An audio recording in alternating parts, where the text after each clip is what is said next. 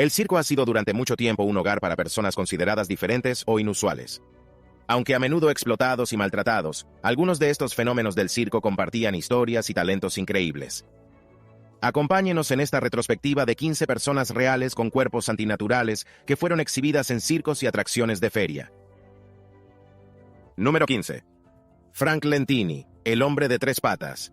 En 1899, Francesco Lentini vino al mundo con un sorprendente apéndice extra. Tres patas completamente formadas.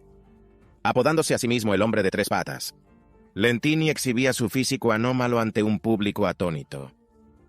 Cuando subió al escenario, arrasó en el mundo del circo. El público quedó cautivado por esta rareza humana de la vida real.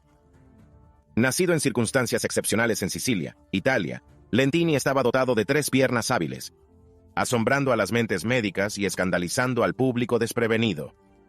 Su afección, única en su género, dejó huella en la historia de la medicina y le granjeó fama en los circuitos de atracciones de fin de siglo.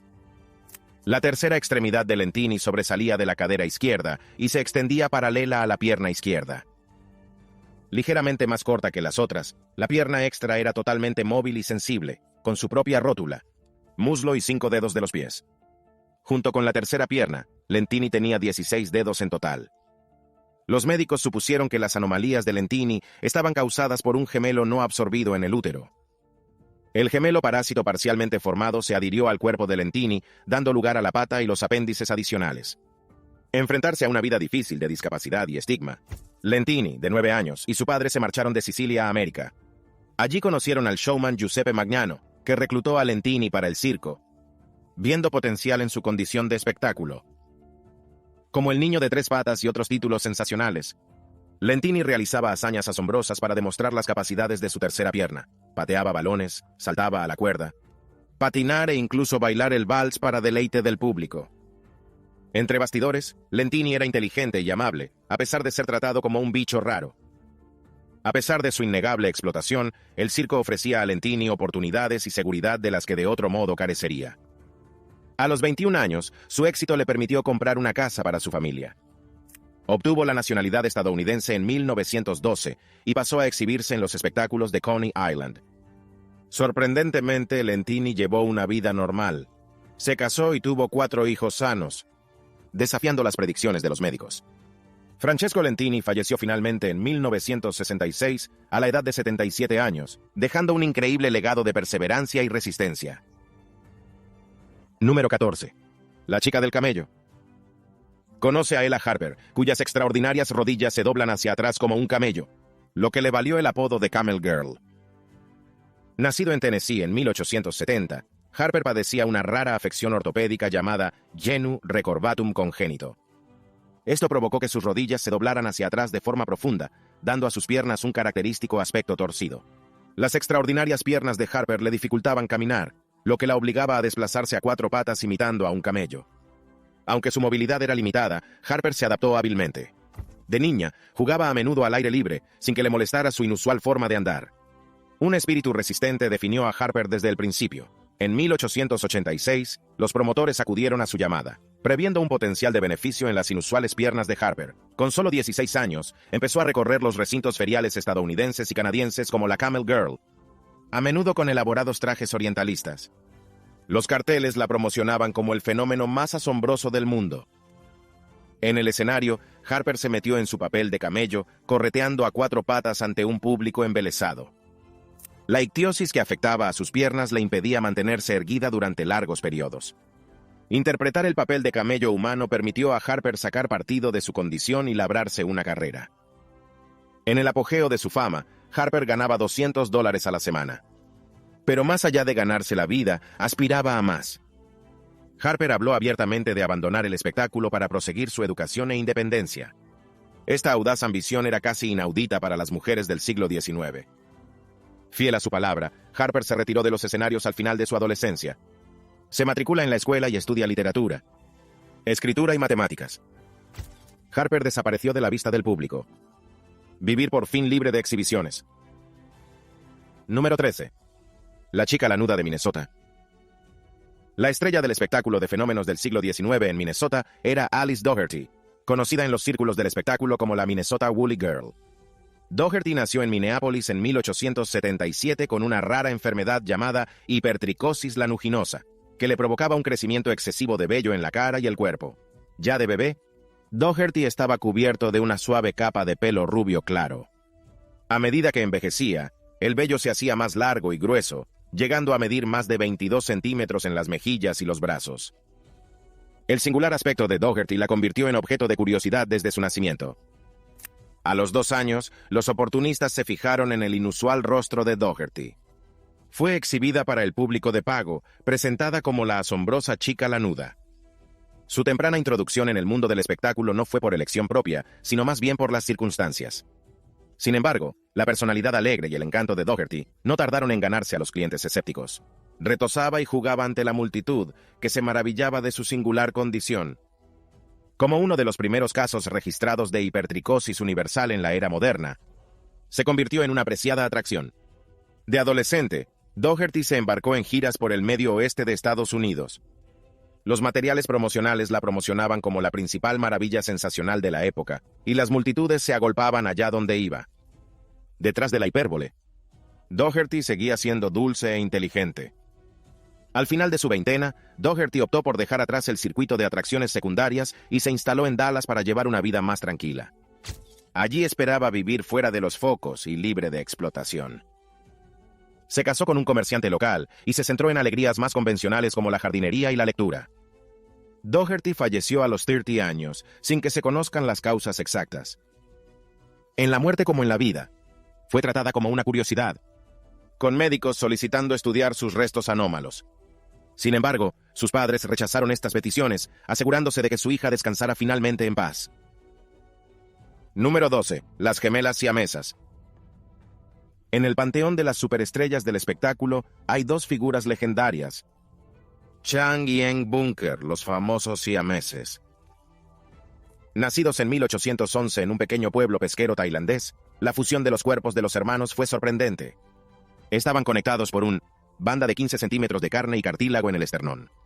Sus hígados también estaban fusionados, lo que hacía imposible la separación quirúrgica en ese momento. Descubiertas por el comerciante británico Robert Hunter, las gemelas fueron contratadas a los 17 años para una exhibición de feria. Bajo el nombre de Siamese Double Boys, realizaron giras por América y Europa que fueron muy bien acogidas. El público quedó fascinado por su singular físico y su asombrosa coordinación. Sin embargo, Chang y Eng eran más que una novedad anatómica. Eran hábiles autopromotores que acabaron controlando su actuación y sus ingresos. Los hermanos amasaron una fortuna considerable y se nacionalizaron ciudadanos estadounidenses. Al retirarse de la actuación en 1839, se establecieron en una plantación de Carolina del Norte y adoptaron el apellido Bunker. Allí, los gemelos continuaron su tradición de vida poco convencional. Cada hermano se casó y construyó su propia casa, alternando estancias de 3 días entre ellos. Aunque inicialmente chocante, este acuerdo funcionó bien y los hermanos prosperaron. Chang y Eng procrearon juntos 21 hijos, contribuyendo sustancialmente a una de las familias extensas más numerosas de su condado. Número 1. El hombre elefante. Entre las figuras más conocidas del circuito de atracciones de la época victoriana se encontraba Joseph Merrick, llamado el hombre elefante. La historia de su vida revela a un individuo complejo bajo las exageraciones del showman. Nacido en 1862 en el seno de una familia de clase trabajadora de Leicester, Inglaterra, Merrick mostró anomalías desde una edad temprana. Desarrolló piel agrandada y abultada, deformidades faciales y una afección deformante del esqueleto que se cree que es el síndrome de Proteus. De niño, Merrick era inteligente y sensible, pero sufría muchas burlas de los matones del patio del colegio por su aspecto. Su vida dio un giro más oscuro tras la muerte de su madre cuando tenía 10 años. Su padre volvió a casarse pronto y expulsó a Merrick del hogar familiar a los 17 años. Solo y desfigurado, Merrick pasó 3 años en el hospicio de Leicester antes de ponerse en contacto con el showman Sam Torr. Viendo el potencial de beneficio, Torr montó una exposición de Merrick, con la historia de su atropello por un elefante como telón de fondo.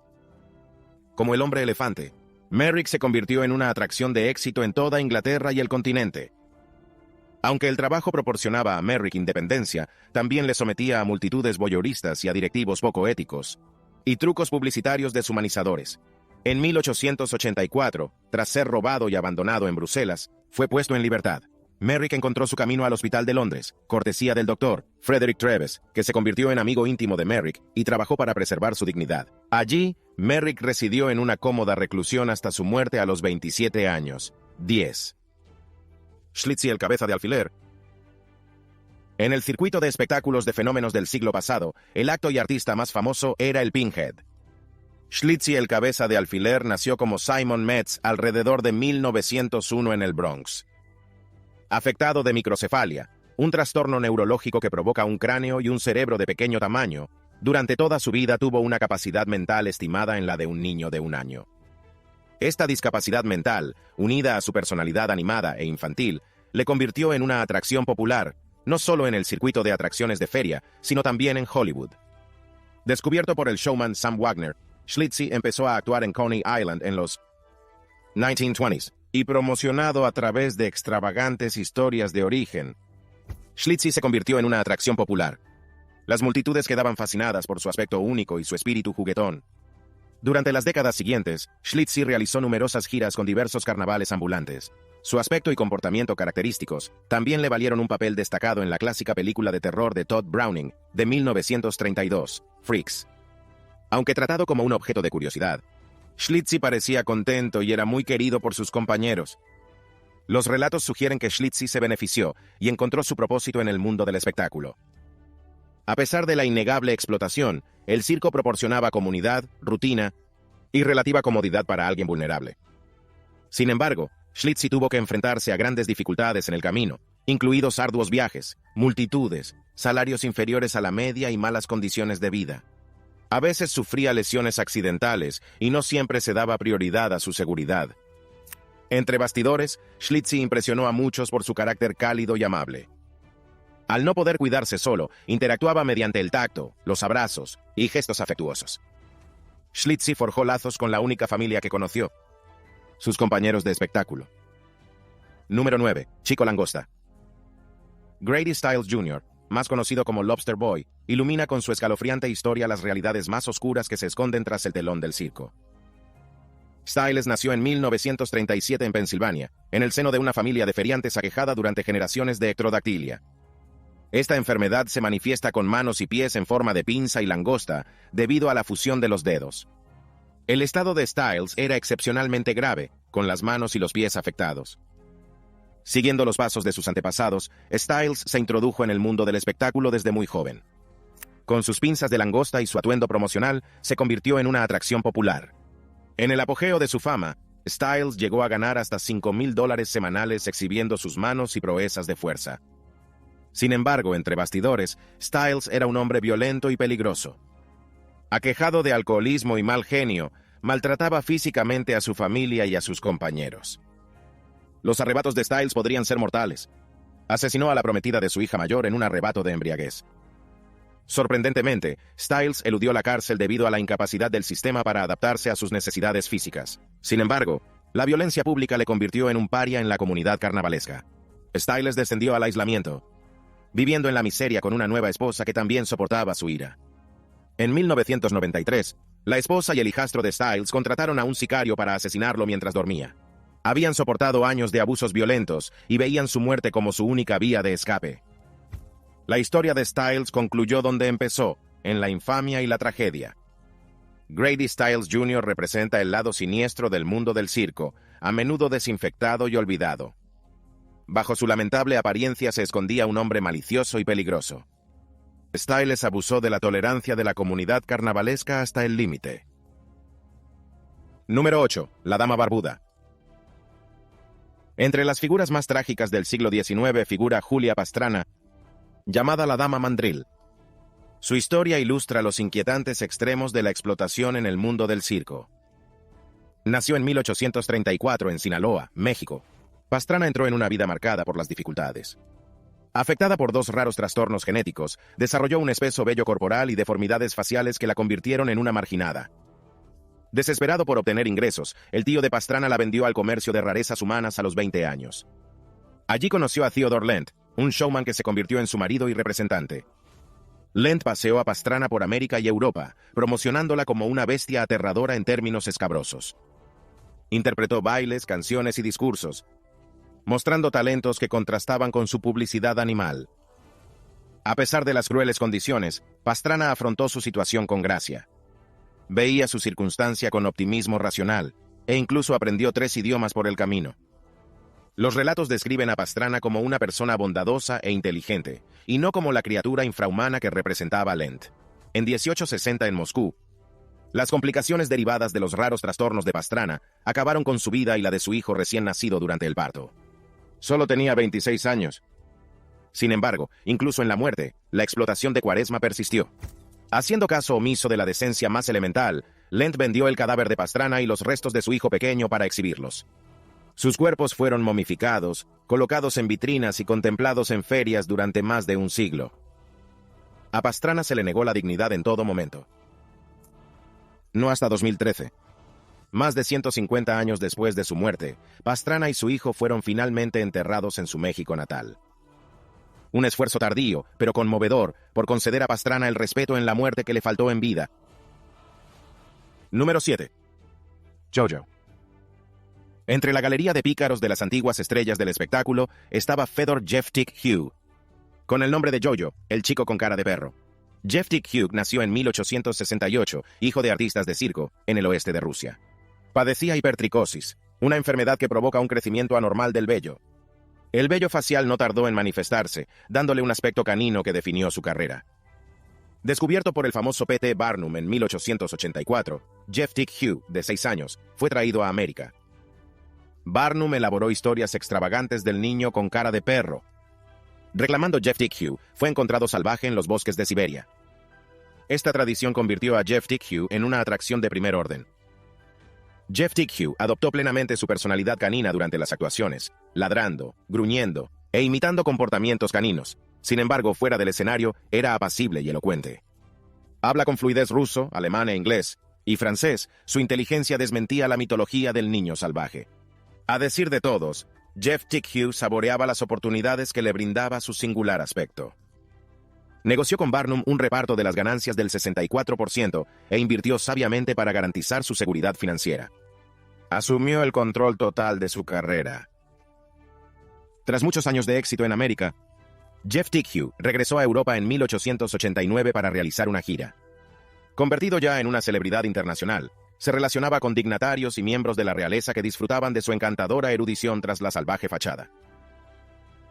Número 6. El esqueleto viviente número 6. La carpa del circo del siglo XIX albergó muchas maravillas humanas extraordinarias que desafiaron los límites de la creencia. Entre los más asombrosos estaba Isaac W. Sprague, conocido como el esqueleto viviente. Su asombroso aspecto y la improbable historia de su vida siguen cautivando siglos después. Nacido en 1841 en Massachusetts, Sprague fue un niño sano y robusto. Pero hacia los 12 años empezó a perder peso rápida e inexplicablemente. A pesar de una dieta normal, Sprague se consumió hasta pesar solo 19 kilos. Su estado dejó perplejos a los médicos. Ahora se cree que es atrofia muscular progresiva. Como joven con bajo peso, Sprague tenía dificultades para realizar trabajos manuales, pero su delgadez le brindaba otra oportunidad: el circo. A los 24 años, Sprague firmó un contrato con el famoso P.T. Barnum para exhibirse como esqueleto humano viviente. Con una estatura de 167 centímetros, Sprague solo pesaba 19 kilos en la edad adulta. El público quedaba fascinado por su delgadez, pero su vivacidad. Los materiales promocionales hacían hincapié en su delgadez mediante estadísticas y comparaciones con cuerpos medios. En el escenario, Sprague contorsionaba con gracia su flexible cuerpo en poses impactantes. Entre bastidores, Sprague desafiaba la imagen cadavérica que evocaba su nombre artístico. Aunque débil, era educado, considerado y muy vivo. Sprague se casó 2 veces y tuvo 3 hijos que nacieron sanos y robustos. Su frágil cuerpo era propenso a sufrir accidentes y complicaciones por la atrofia de sus músculos. Sprague sucumbió a su enfermedad en 1877, a la edad de 46 años. Aunque la ciencia médica le falló en vida, en la muerte, el cuerpo de Sprague ofreció respuestas. Legó sus restos a la Facultad de Medicina de Harvard, que diagnosticó su enfermedad a título póstumo e indemnizó a su viuda. Incluso después de muerto, Sprague avanzó en nuestra comprensión y mantuvo a su familia. Ahora es el momento de la selección de suscriptores de hoy. A finales del siglo XIX, los espectáculos de fenómenos cautivaron al público de todo Estados Unidos. Los victorianos acudían en masa a estos espectáculos, en los que actuaban artistas con discapacidades diferentes, presentados como rarezas. En el 1870, un espectáculo en particular puso en escena un nuevo y extraño acto que dejó desconcertado al público. Las estrellas de este acto fueron dos artistas como el público nunca había visto. Se decía que uno era mitad hombre, mitad elefante. Tenía la piel curtida y gris en toda la espalda, y caminaba con paso torpe pero grácil, como un elefante. De frente, sin embargo, sus rasgos parecían perfectamente ordinarios. Entonces, a mitad del acto, otro hombre salió a escena. Su cuerpo era normal, pero su cara estaba extrañamente deformada, con una protuberancia alargada en forma de nariz que llegaba hasta la mandíbula. Tras su breve y fascinante actuación, la peculiar pareja desapareció. Nunca volvieron a aparecer en escena.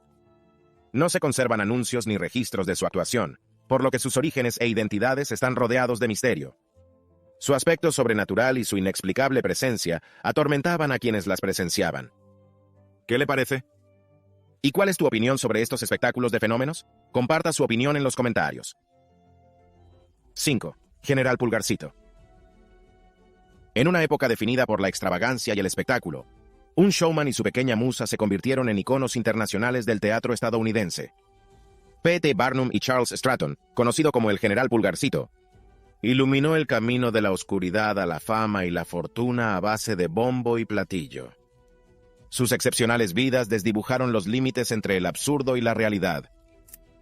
Charles Sherwood Stratton parecía un bebé de lo más normal cuando nació en 1838 en Bridgeport, Connecticut, pero a los 6 meses era evidente que nunca crecería más de sus 65 centímetros. Barnum, primo del padre de Stratton, vio potencial de beneficio en el diminuto tamaño del chico. Con solo 4 años, Stratton estaba de gira bajo la dirección de Barnum como General Tom Thumb, una referencia al pequeño personaje del folclore.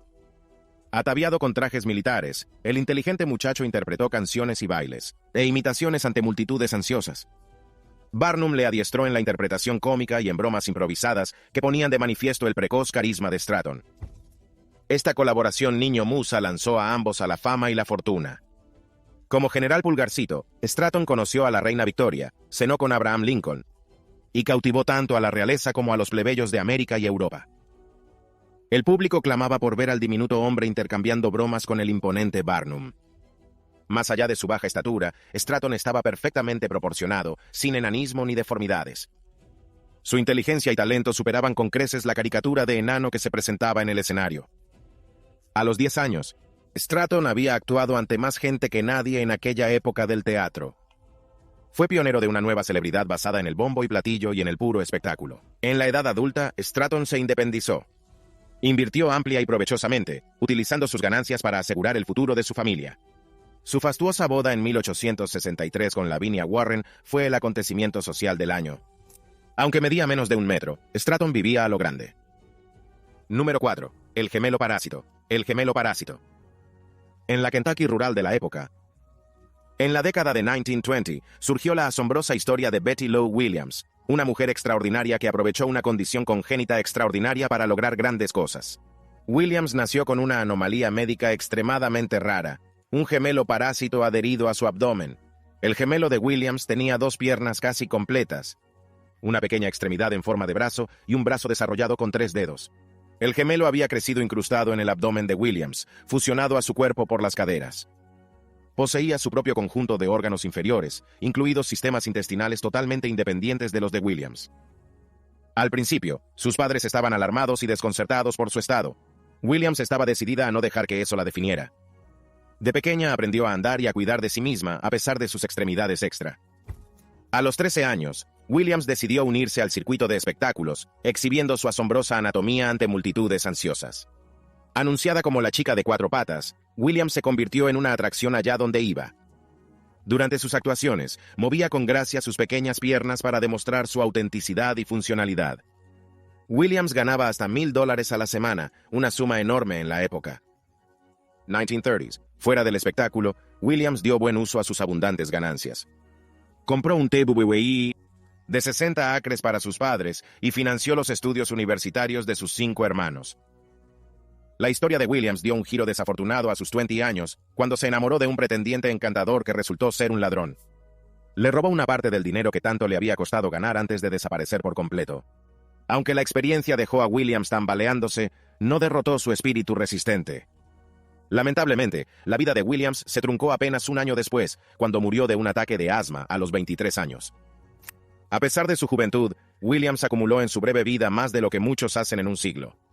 Su espíritu generoso y su determinación para vivir la vida al máximo conmovieron a todos los que la conocieron. Número 3. El torso humano. El príncipe Randian vino al mundo en 1871 en la Guayana Británica como un raro caso de síndrome de tetra amelia. No tenía brazos ni piernas, solo pequeños muñones que sobresalían de sus hombros y caderas. A pesar de las profundas discapacidades de Randian, sus padres fomentaron su independencia desde pequeño. Randian se convirtió en un niño de mente aguda y buen humor. Desarrolló una destreza sorprendente utilizando solo la boca, manipulando objetos y aseándose. A los 18 años, Randian decidió aprovechar profesionalmente sus habilidades especiales uniéndose al circo.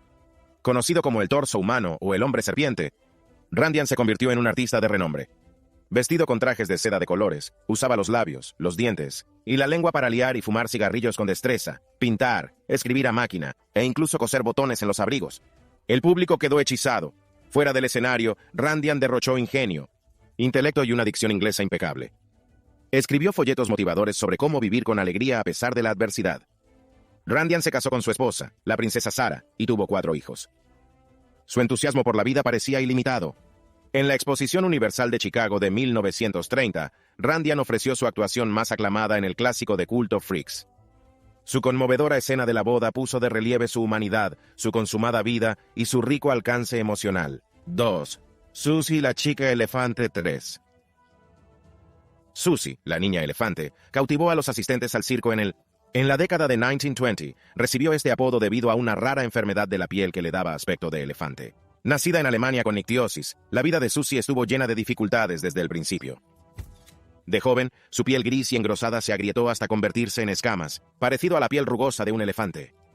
Soportó tanto el dolor físico como el emocional, ya que otros niños la ridiculizaban y evitaban debido a su aspecto. La enfermedad impedía a Susie sudar con normalidad, lo que la obligaba a frotarse constantemente hielo en los brazos para mantenerse fresca durante los calurosos días de verano, mientras otros jóvenes jugaban libremente. Susie, una adolescente dolorosamente tímida, habría preferido vivir alejada de los focos, pero su necesidad de ganarse la vida la empujó a trabajar en espectáculos circenses. Con solo 16 años, abandonó Alemania para incorporarse al circuito del espectáculo en Estados Unidos. Susie empezó a exponer en el Nueva York de los años 20, sufre tanto la fascinación del público como la miseria privada como la chica elefante. La tímida artista a menudo se sentía incómoda exponiendo su condición ante multitudes en lugares como el Museo Hubert y Coney Island. Sin embargo, el aspecto único de Susie la convirtió en una atracción lucrativa. Los promotores estaban ansiosos por exhibir a la niña con aspecto de elefante ante espectadores embelesados que se maravillaban ante su gruesa piel gris y sus acentuados rasgos faciales que recordaban a los de un elefante. A pesar de su personalidad escénica, fuera del escenario, Susie seguía siendo una introvertida que evitaba las interacciones sociales. Su representante jugó astutamente con la yuxtaposición de la apacible personalidad de Susie y su rudo exterior con fines publicitarios. Susie llegó a trabajar para el famoso circo Ringling Brothers en el apogeo de su carrera, obteniendo importantes ingresos a pesar de su malestar. Mientras los focos permitían a Susie mantenerse, la vida como atracción estrella fue una experiencia emocionalmente desoladora. La comunidad circense era su único vínculo social. Aislada y lejos de casa, Susie perseveró en su angustia mental para sobrevivir. Número 1. Edouard Beaupré. El gigante. Con sus 2,5 metros de altura, el franco-canadiense Edouard Beaupré se convirtió en una estrella del circo a principios del siglo XX. 1900s. La extraordinaria estatura de Beaupré era el resultado de un gigantismo causado por una hipófisis hiperactiva durante la infancia. Nacido de padres de estatura media en la Saskatchewan rural de 1881, el joven Edouard creció con asombrosa rapidez, llegando a medir 4 metros a los 17 años. Al darse cuenta de que su estatura le destinaba al espectáculo, sus padres permitieron que el gigante adolescente se uniera al mundo del circo. Edouard no tardó en salir de gira como el gigante franco-canadiense, asombrando al público con su enorme tamaño. Multitudes de toda Norteamérica se maravillaron ante el espectáculo de Beaupré. De 2,51 metros atravesando la pista del circo. Pero Beaupré era más que un rascacielos humano. Tenía una fuerza a la altura de su estatura. El gigante solía subir caballos a sus hombros para exhibir su poderío. Su acto característico consistía en doblar sin esfuerzo gruesas barras de hierro, como si fueran pretzels ante espectadores atónitos. A pesar de que se quedaba embobado por sus proporciones, Beaupré disfrutaba actuando y socializando con sus compañeros de reparto, que le proporcionaban un sentimiento de pertenencia. Lejos de la carpa principal, Beaupré podía llevar una vida relativamente normal. Era inteligente y tenía facilidad para tocar instrumentos musicales como el piano y el violín. Beaupré apreciaba los pequeños momentos fuera de los focos, como dar paseos espontáneos a caballo. No obstante, su imponente presencia atraía miradas en público. Por desgracia, la prometedora carrera de Edouard Beaupré terminó abruptamente cuando murió de tuberculosis en 1903, con solo 23 años. Gracias por vernos y nos vemos en la próxima.